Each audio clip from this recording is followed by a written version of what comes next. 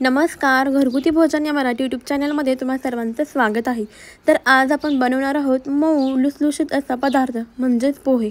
महाराष्ट्रीयन घरामध्ये दररोज बनवला जाणारा हा नाश्त्याचा पदार्थ आज आपण बनवणार आहोत। चला तर मग वेळ न घालवता रेसिपीला सुरुवात करूया। सर्वप्रथम मी इथे पोहे घेतलेले आहेत आणि हे पोहे आपल्याला भिजवून घ्यायचे आहे। एका पुरणाच्या जाळीमध्ये हे पोहे मी घेतलेले आहेत। छान असे हे पोहे आपल्याला स्वच्छ पाण्याने धुवून घ्यायचे आहेत।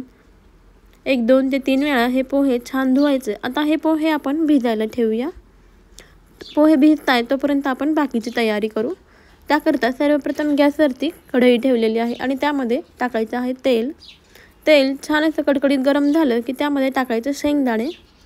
हे शेंगदाणे आपल्याला छान असे खरपूस म्हणजे एकदम कुरकुरीत असे तळून घ्यायचे आहेत। शेंगदाणे मीडियम गॅसवरती किंवा लो गॅसवरती कुरकुरीत होईपर्यंत तळून घ्यायचे आहेत। जर शेंगदाणे अगोदरच या पद्धतीने तळून घेतले तर पोहे खाताना देखील एकदम छान लागतात। काही जण कच्चे शेंगदाणे वापरतात, त्याऐवजी या पद्धतीने तुम्ही तळून शेंगदाणे वापरले तर पोहे उत्तमच होतील। तर तुम्ही इथे पाहू शकता शेंगदाण्याची साल अशा पद्धतीने निघालेली आहे आणि शेंगदाणे मधून फुटलेले आहेत, म्हणजे शेंगदाणे छान असे खरपूस तळलेले आहेत। चला तर इथे आपण हे शेंगदाणे एका प्लेटमध्ये काढून घेतलेले आहेत।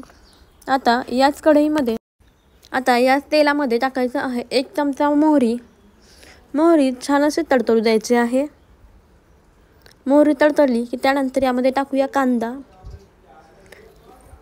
मी इथे 2 ते 3 कांदे मीडियम असे चिरून घेतलेले आहेत। त्यानंतर यामध्ये टाकायचा कढीपत्ता, त्यानंतर हिरवी मिरची। आता हे सर्व जिन्नस तेलामध्ये परतवून घेऊया। पोहे बनवताना कांदा भरपूर वापरायचा, त्यामुळे पोहे छान असे होतात। आता आपण कांदा लालसर असा होईपर्यंत हे सर्व परतवून घेऊया। तुम्ही इथे पाहू शकता कांदा छान असा लालसर तळला गेलेला आहे। जास्तही कांदा आपल्याला तळायचा नाही। नंतर यामध्ये घालूयात 1 चमचा हळद आणि मिक्स करून घेऊया। कांदा या पद्धतीने तळला की पोहे अगदी मऊसूत असे होतात, तसेच पोह्यामध्ये ओलावा राहतो। आता जे भिजवलेले पोहे आहेत ते असे सुटसुटीत करून घेऊयात